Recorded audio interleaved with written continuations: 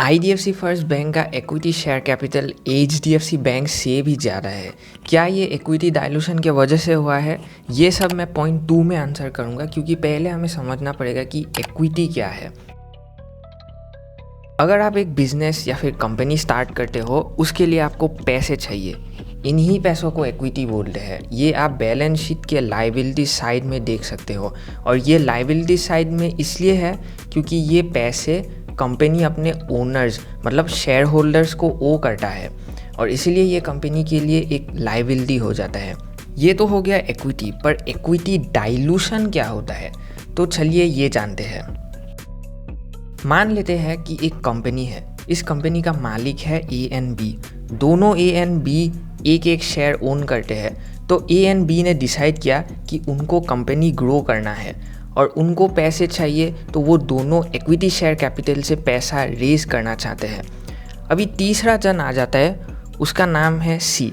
उसको लगता है कि इस बिज़नेस में काफ़ी पैसा बन सकता है, तो सी इस बिज़नेस में इन्वेस्ट करना चाहता है। तो ए एंड बी तीसरा शेयर इशू करके सी को बेच देते हैं। इन दोनों केस को कंपेयर करके आप देख सकते हो, पहले के कंपैरिजन में ए एंड बी का शेयर छोटा हो गया है।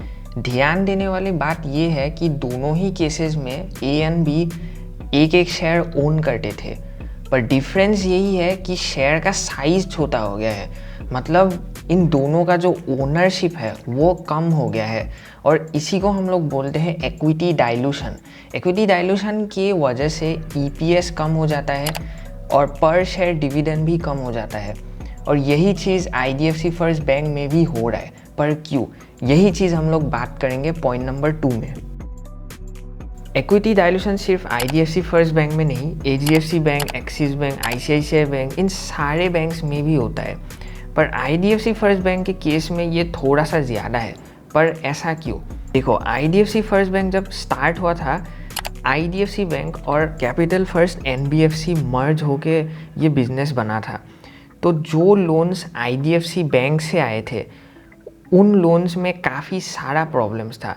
इधर एनपीएज आ रहे थे, तो इधर बहुत ज़्यादा राइट ऑफ्स करना पड़ा और प्रोविजनिंग भी करना पड़ा। तो ये सब करने के लिए इनको पैसे चाहिए। अभी पैसे तो फ्री में आएंगे नहीं, तो पैसे इनको रेज करना था, जो ये लोग इक्विटी शेयर कैपिटल से रेज कर रहे थे।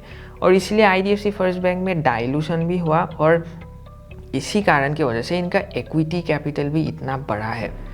एचडीएफसी बैंक के केस में क्या हुआ कि इन्होंने कॉरपोरेट बैंकिंग से शुरुआत की थी, जिसमें बहुत कम इन्वेस्टमेंट लगता है, और एक बार उनका कॉरपोरेट बैंकिंग का जो डिवीज़न है ये सक्सेसफुल हो गया, पैसे आ रहे थे, तो इन्होंने उन प्रॉफिट्स को अपने रिटेल डिवीज़न है उधर उन्होंने री इन्वेस्ट कर दिया।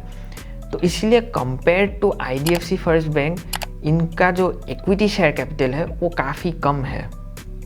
और compare to IDFC first bank, HDFC bank का कभी भी लेगेसी लोन्स का इश्यूज था ही नहीं। तो ये जो इक्विटी कैपिटल है ये कुछ सिचुएशन के अंदर कम भी किया जा सकता है। ये मैं वीडियो के एंड में बताऊंगा, क्योंकि आईडीएफसी फर्स्ट बैंक में डाइल्यूशन होने का एक और रीज़न भी है, और फिलहाल वो समझ लेते हैं।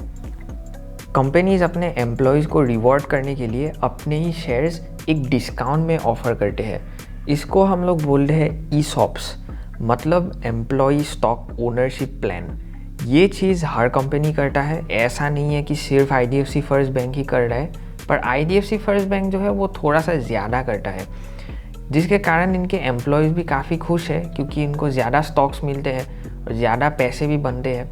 तो अगर एम्प्लॉयज़ खुश है तो उनका जो कस्टमर्स के साथ बिहेवियर है वो भी अच्छा होगा, तो बिज़नेस भी अच्छा करेगा, और एम्प्लॉयज़ भी कंपनी को नहीं छोड़ेंगे, तो कंपनी का जो एम्प्लॉई टर्नओवर रेशियो है वो भी कम रहेगा।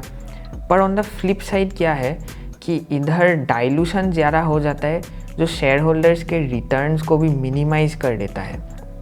तो अभी जानते हैं कि कौन कौन से सिचुएशन के अंदर इक्विटी शेयर कैपिटल कम हो सकता है। तो मैंने पॉइंट 1 में समझाया था कि पार्टनर सी को जब शेयर बेचा गया था, तो total number of outstanding shares भी बढ़ गए थे, प्लस इक्विटी शेयर कैपिटल भी बढ़ गया था। तो थियोरेटिकली अगर हम लोग इसका बिल्कुल उल्टा करेंगे, मतलब अगर हम लोग कुछ पार्टनर्स को हटाकर total number of outstanding shares को कम कर देते हैं तब इक्विटी शेयर कैपिटल भी कम किया जा सकता है। पर ये तो थियोरेटिकली मैं बता रहा हूँ, प्रैक्टिकली कंपनी ये काम कैसे कर सकता है। तो क्या होता है कि कंपनीज अपने प्रॉफिट्स से अपने ही शेयर्स को ख़रीद लेता है। तो इससे क्या होता है कि कुछ इन्वेस्टर्स जो है वो लोग चले जाते हैं, तो total number of outstanding shares भी कम हो जाता है।